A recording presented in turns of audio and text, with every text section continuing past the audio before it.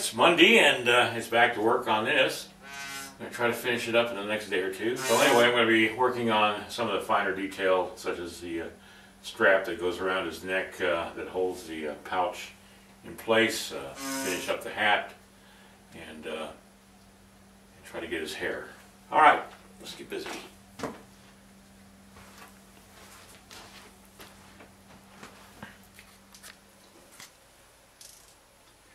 There was a series on Sci-Fi Channel called Treasure Island that was just out, and they ran it, I guess, last week, and they were using the club butt Fowler in that movie, which was kind of cool.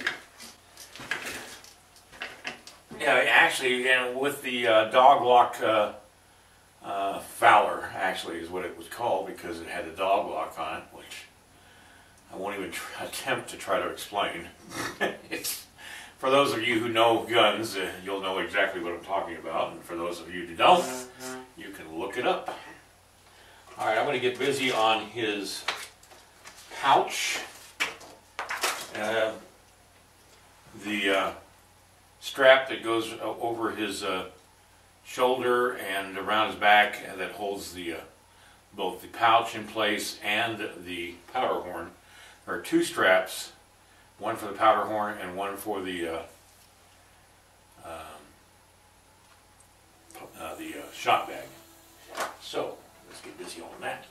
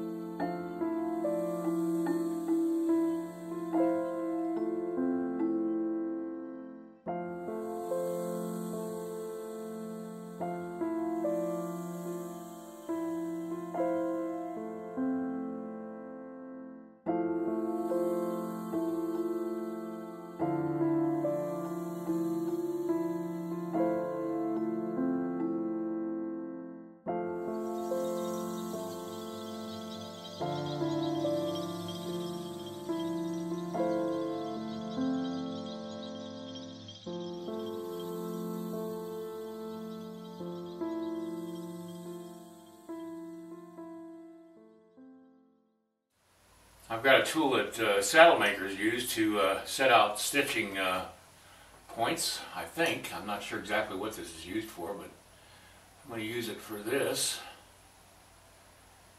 just to put stitching on the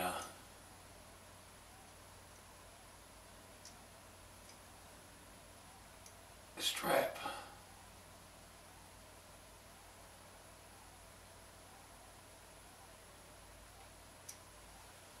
There you go. Same thing with this down here.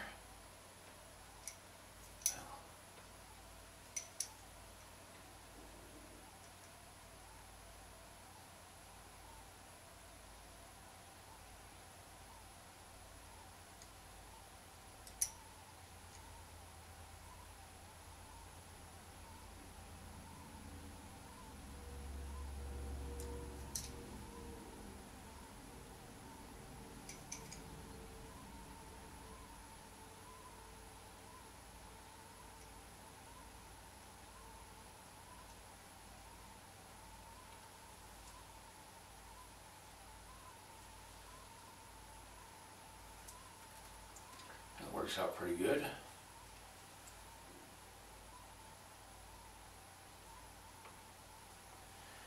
Okay, this is the strap for the horn, and this is the strap for the shot pouch, and here is a patch knife that's sheathed in the back of the shot pouch, and I'm just going to make a little opening for the top of the sheath.